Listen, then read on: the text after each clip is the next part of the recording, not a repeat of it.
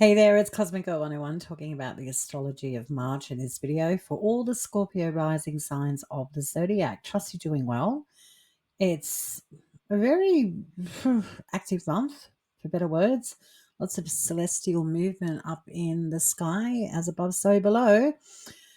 But before we get into that, let's talk about your ruling planet Mars. And so Mars for March will be transiting in Cancer, and that's your ninth house. Mars is your ruling planet, so think of your ruling planets in the ninth house, and that's where you're focused.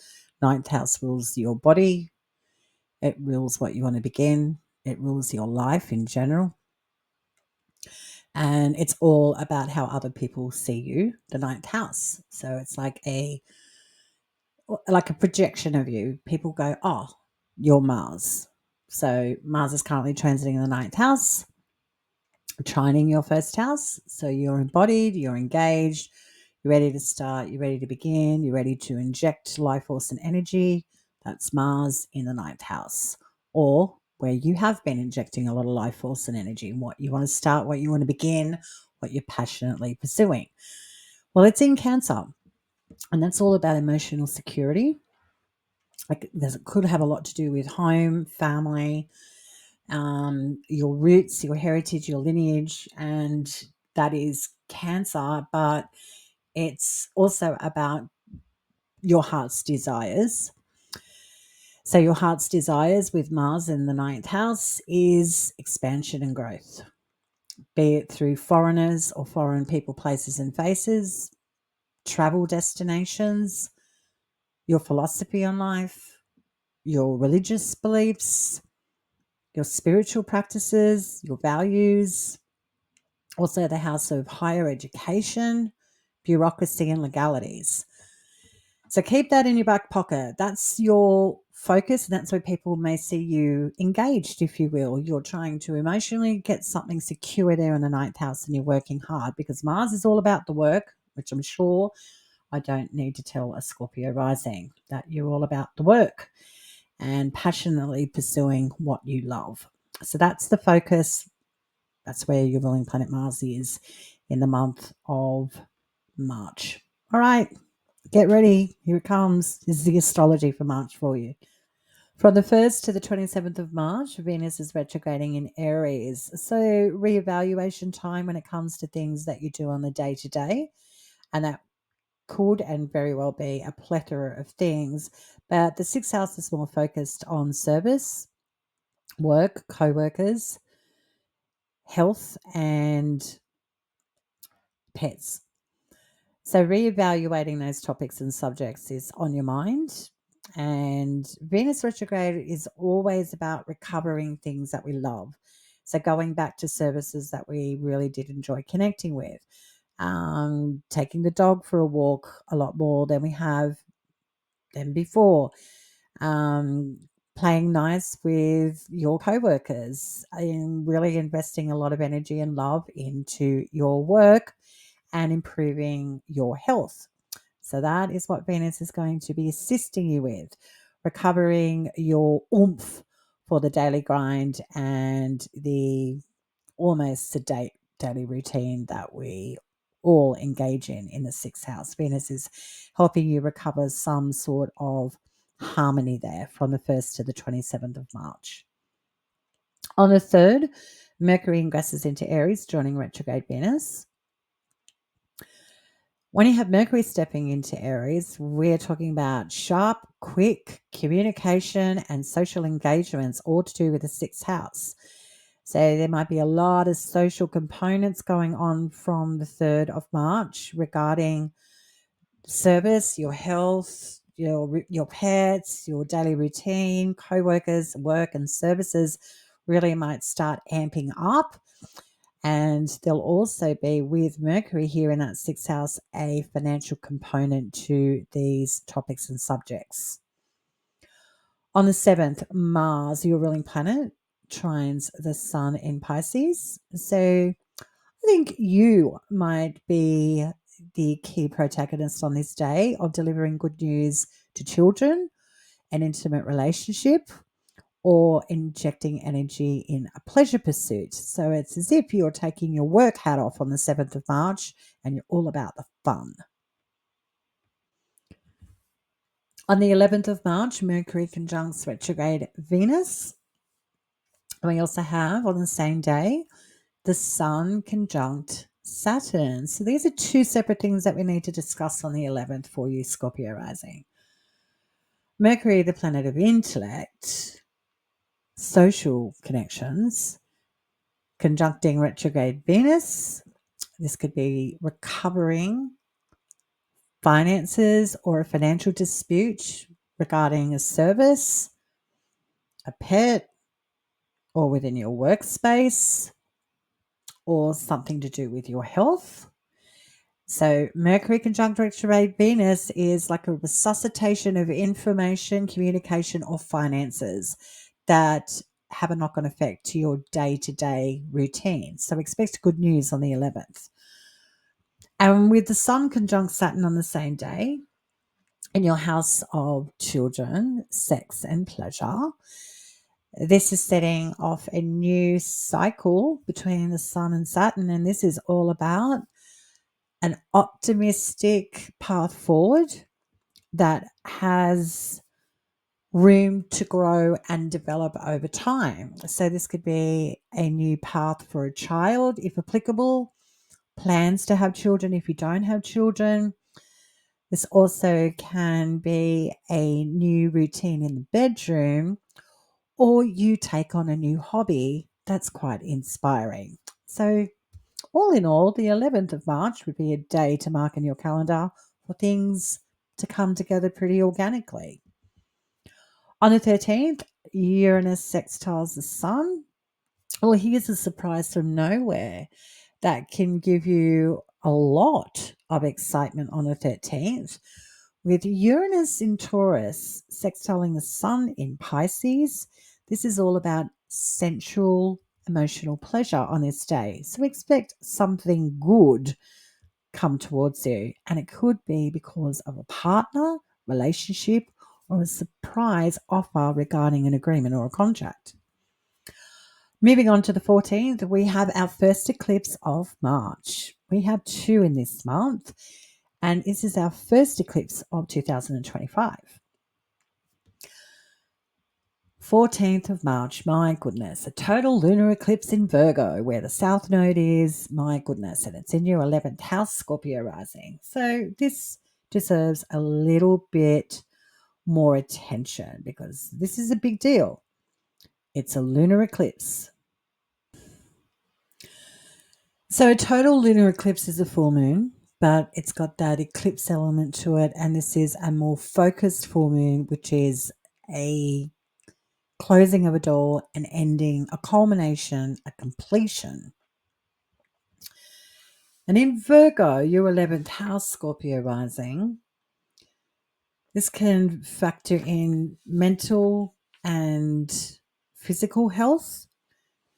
So this can also, for the Scorpio risings, have you very aware, if you will, of just how healthy your social connections are, your friends, your alliances, and if there's merit with connections that have been part of your experience for a long time.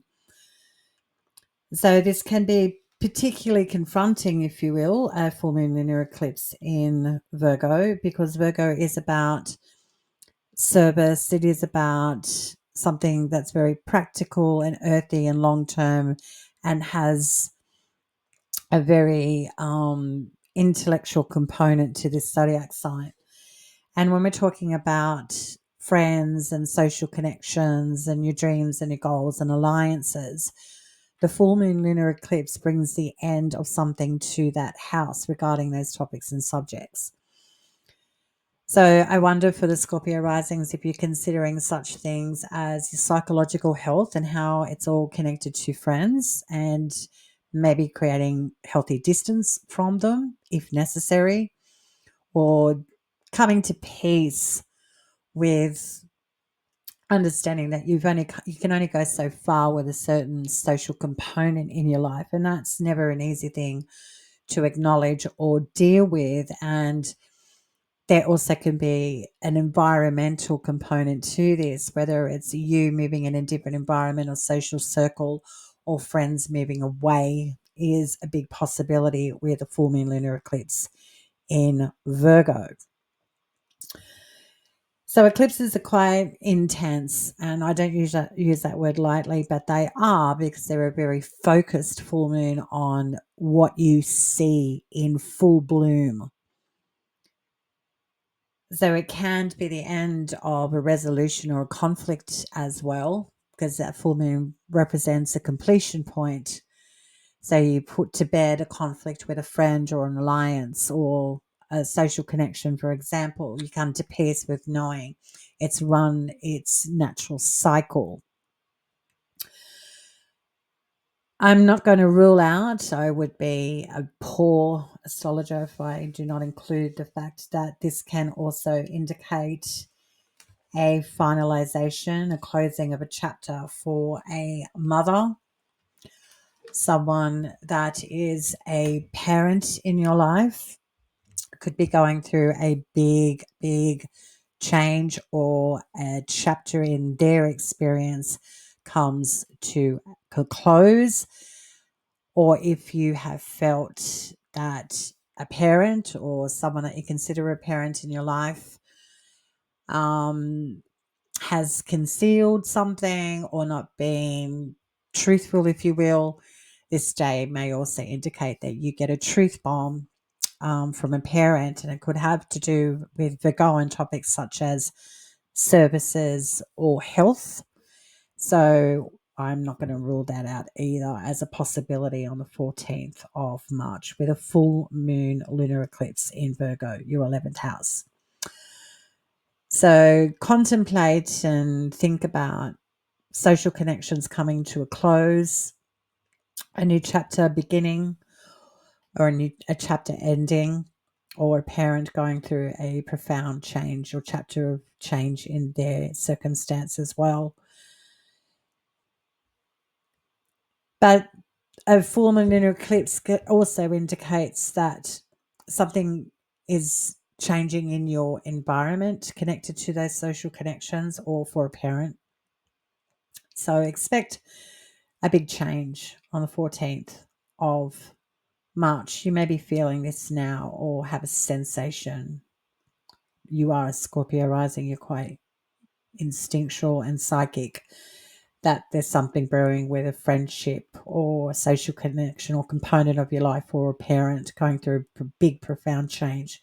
Could be with their mental health or a health condition. So, interesting day. Okay, moving on to the 15th. Mercury retrogrades now, joining retrograde Venus in Aries, your 6th house.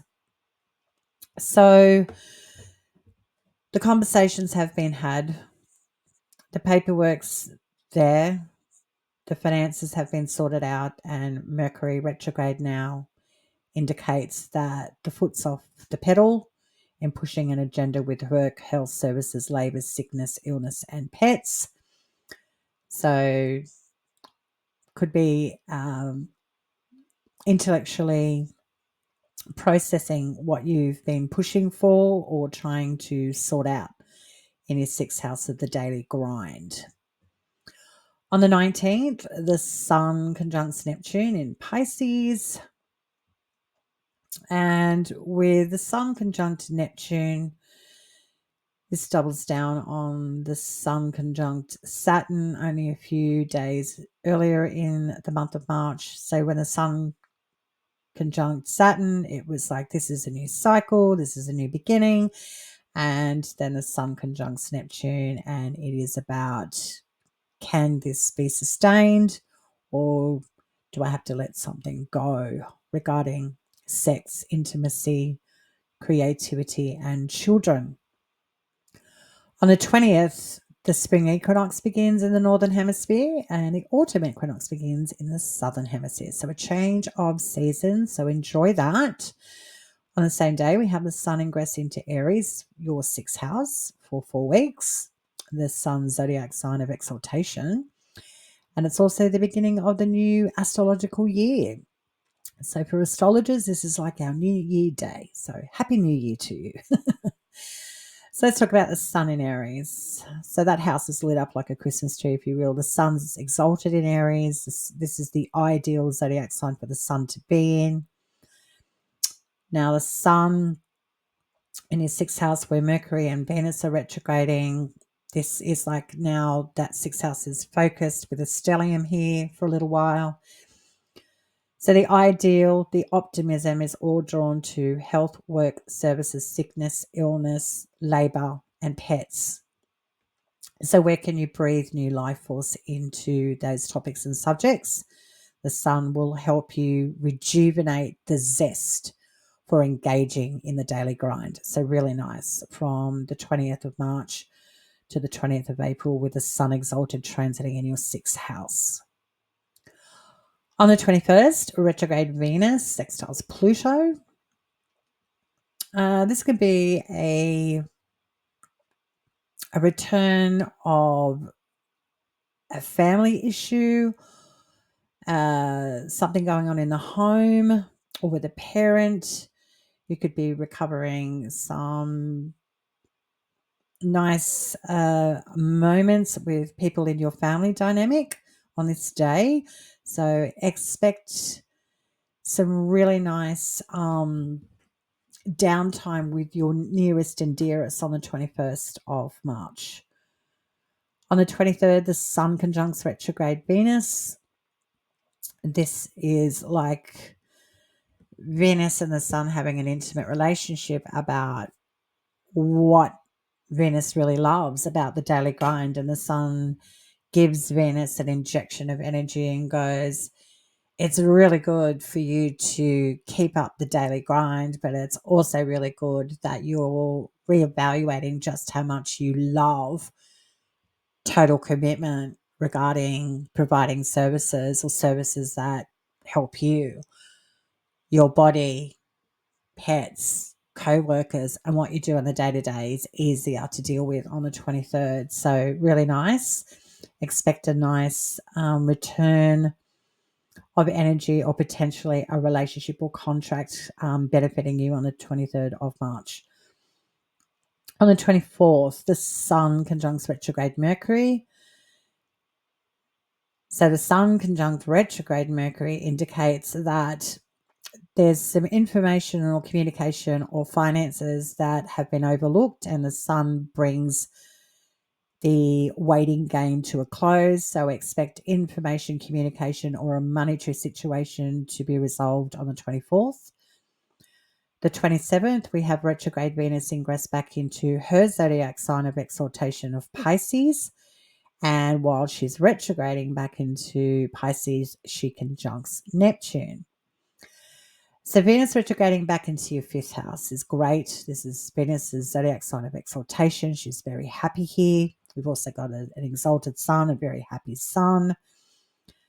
So Venus goes back into the fifth house where she's been evaluating the daily grind, what she loves, and goes back into the fifth house of fun, children, creativity, sex, and intimacy.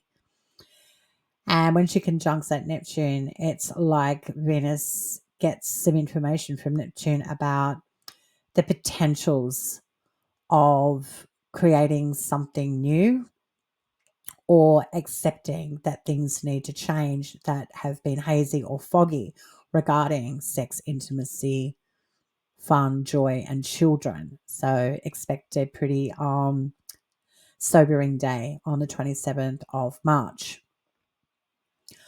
On the 29th, retrograde Mercury ingresses back into Pisces, your fifth house, joining retrograde Venus. So Mercury is trying to resuscitate and reevaluate finances regarding children, intimacy, and things that you do for fun and joy. So Mercury will have you intellectualizing the costs of such topics and subjects, and also the social components connected to sex, pleasure, children, and fun. And so Mercury will have you backtracking. So you could be injecting more life force in your sex life or with your children, or children can have a better time with finances, or your romantic, intimate relationships have better times with finances, or there could be a return of going to old social haunts together, for example, or reconnecting with lovers from the past with Mercury retrograde in Pisces. Okay, and on the same day, on the 29th, we have a partial solar eclipse in Aries, and this is your sixth house. So this is a big deal. The second eclipse of the month is a solar eclipse in Aries, and your sixth house of work, health, services, labor, sickness, illness, and pets. Brand new spanking beginning, and it's a big one. So for Scorpio risings, when you have a brand new beginning in Aries, this is less than timid. When we're talking about a solar eclipse, we're talking about solar themes. This is about leadership. This is about pride. This is about ego. This is about your sense of purpose. And this partial solar eclipse in Aries and in sixth house is all to do with those topics that we've been talking about: work, health, services, sickness, illness, labor, pets. Brand new beginning here in the daily grind. Brand new. So you could be an ambassador regarding providing a service. You could be the go-to person in your workplace. You could be starting a whole new diet. You decide to put your pet in a pet show, or you get a new pet. Your pet has puppies or kittens or snakes, whatever you've got. You get the picture, but a solar eclipse is about something that stands out very loudly. So for you, Scorpio risings, I would surmise that you have been working very hard in trying to harmonize with those six house topics and subjects. And then on the 29th, it's like, boom, no BS. This is where we shine. This is what I've got to do on a day to day to feel my optimum best. So your daily life is about to get a serious upgrade, and it's going to have a very young, fertile, rambunctious feel to it. It is a Mars zodiac sign, which is Aries, and Mars is your ruling planet. And where is your ruling planet transiting? It's transiting in the ninth house of international and foreign connections, foreign people, places, and faces, higher education, legalities, bureaucracy, spiritual practices, philosophy about life. Brand new beginning here. And it's huge. It's nothing to underestimate. So you may be wanting to, I don't know, you may want to make some serious travel plans. You may want to take more of a leadership role in regards to anything legal in your life. You may want to start a legal proceeding, for example, like a lawsuit, whatever. You may also want to start a new course of study regarding a spiritual practice or path. You may want to start a new foreign connection through media, publishing, writing, or travel. So it's going to be quite an empowering new solar eclipse in Aries, your sixth house of the day-to-day. And it's definitely got a knock-on effect with your ruling planet Mars transiting in the ninth house of expansion and growth. Big deal on the 29th. So just think of your daily life is about to get a serious upgrade, and it's quite potent. Okay, moving on to the 30th. Retrograde Mercury conjuncts Neptune. So this is recovering something that has been lost in translation with a child, with an intimate partnership, or a creative endeavor.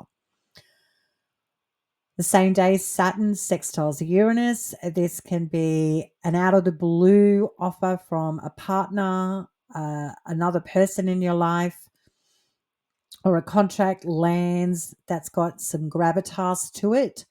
So whatever comes across your table on the 30th regarding an offer or from a relationship, it's something to consider quite seriously because it's having a knock-on effect with children if applicable, or with children, or with a romantic partnership, intimacy, or what you do for fun and joy. Expect really good stuff on the 30th. And the last thing that happens on the 30th, ending the month of March, is Neptune ingresses into Aries, your 6th house. Yes, and this needs to be discussed in length as well. That's why you're here, right? What's going on with me? Well, I'm about to give it to you.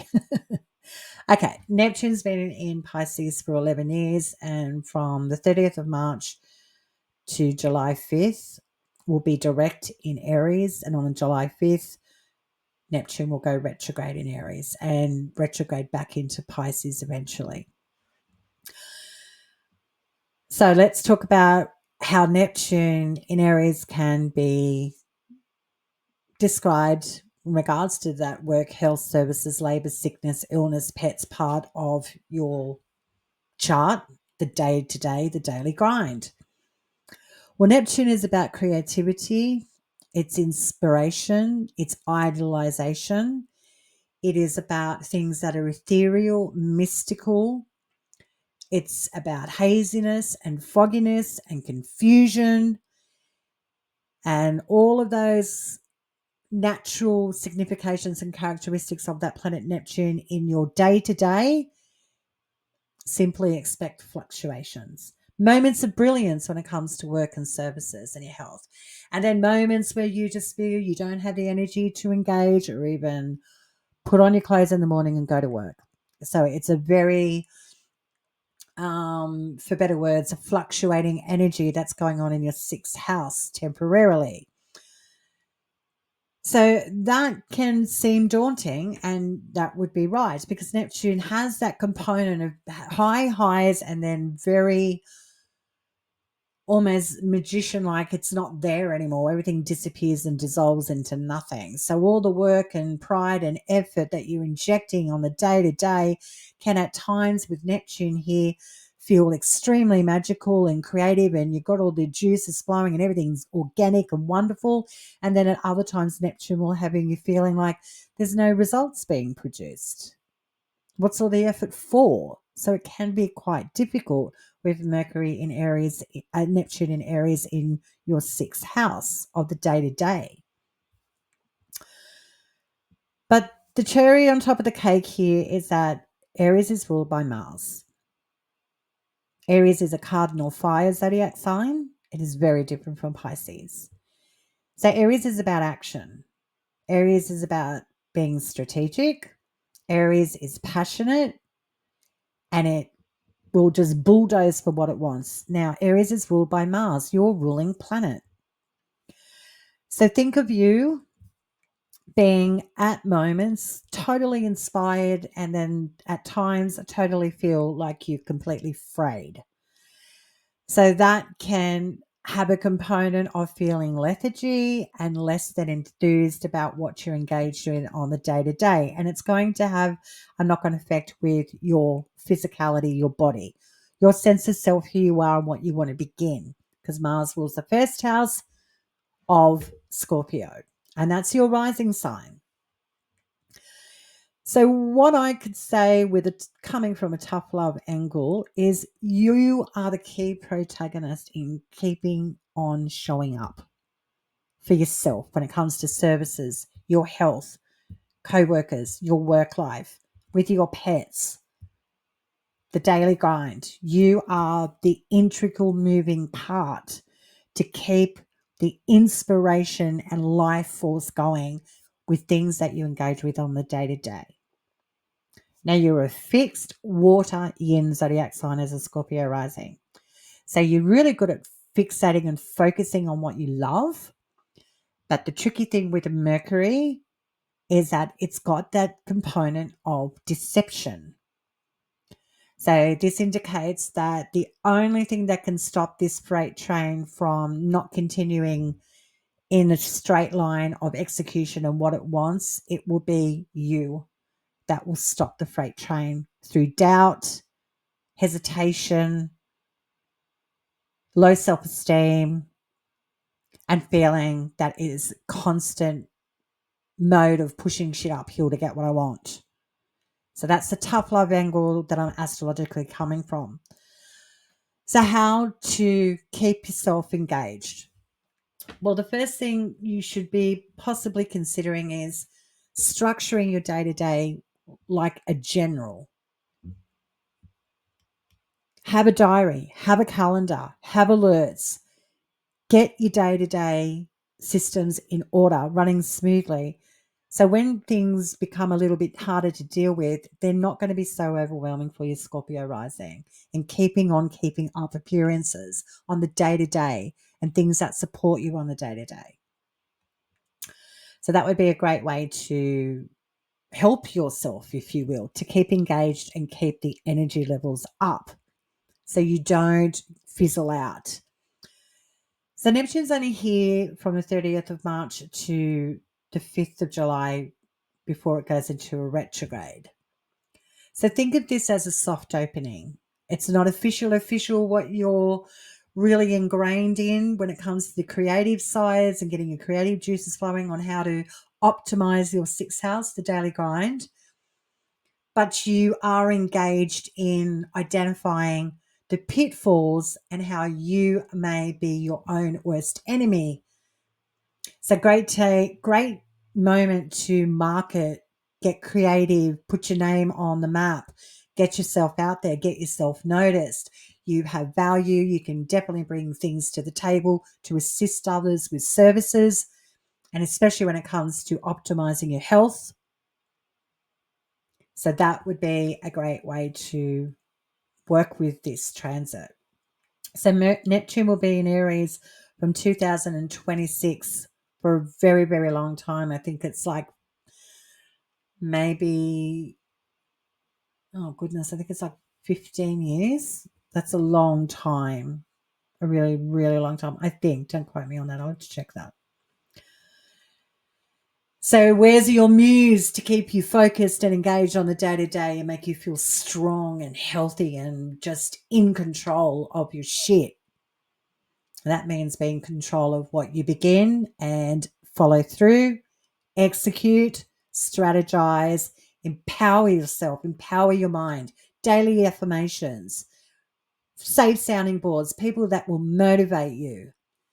That's how it would be great to work with this transit with Neptune in Aries. So soft opening from the 30th of March to the 5th of July. That is your astrology for the month of March. A lot, huh? A lot to chew over in this video when it comes to navigating all of these massive, massive whirlwind changes going on in the month of March. So good luck with all of that, Scorpio rising. Okay, till next time, stay cosmic.